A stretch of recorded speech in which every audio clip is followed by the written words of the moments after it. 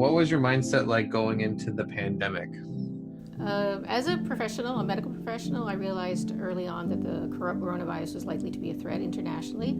So I recognized the importance of being informed and preparing. So before most people were even thinking about buying things, I was out getting essential items like food and other necessities. I was also stocking up on medical supplies for my mom.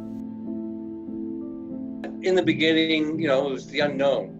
Because it was unknown, everybody was on edge. For me, it was more, do I have all the equipment? Because my family usually doesn't say to me that I overreact. My mindset was just kind of keep a safe distance from people to avoid the virus spreading to people I love, like my family and friends. So I tried to just keep my distance and be smart. Anxiety, of how long we're going to be shut down. Family, we couldn't visit family in Toronto and Montreal and Ottawa. So we're all over the place. All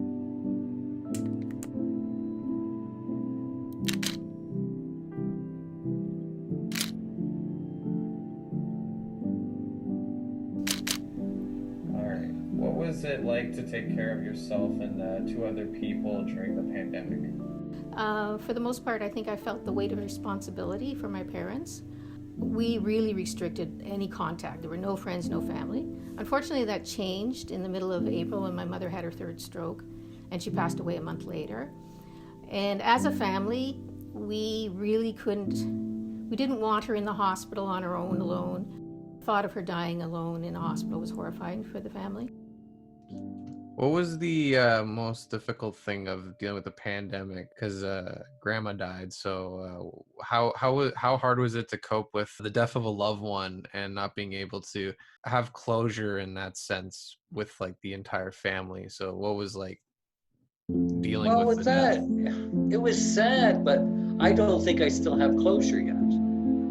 Because, we couldn't, things were different. You couldn't hug, you couldn't touch. My father was 90 years old. I don't want to go near him. The only thing I can say that would give me some comfort, one, she died in her home. She wasn't in a hospital. We were able to visit her from a distance. We were able to talk to her. But if we were in a hospital, that wouldn't have happened. And we were fortunate that my sister, Anne, was there to look after my father and my mother. My father was okay, but more for my mother. But basically, I haven't had closure yet. I don't think that I will for a while. I mean, this definitely throughout this whole thing, no matter where you are in the process, the social isolation is the most difficult part, the social distancing. With my mother's death, we only had the only people that came to see her were my brothers and their partners. So the grandchildren didn't get to come, friends didn't get to come. So there wasn't that coming together of people to support her and to support my father and myself. Without that funeral, you don't have people coming together to help you, to grieve together, to celebrate her life. So there's been no celebration of her life. There's been no burial as a result. Normally there would have been a burial right after the service, and that wasn't possible. I guess everyone deals with it in their own way, and my way is just kind of time. Like, I'm not gonna sit there and just dwell on it because it's already happened. And well, it's tough because we can't, like you said, we can't see our family in that, so you can't really just kind of mourn together. You kind of have to do it on your own, which can make it tougher, but just kind of, I don't know. I do not know.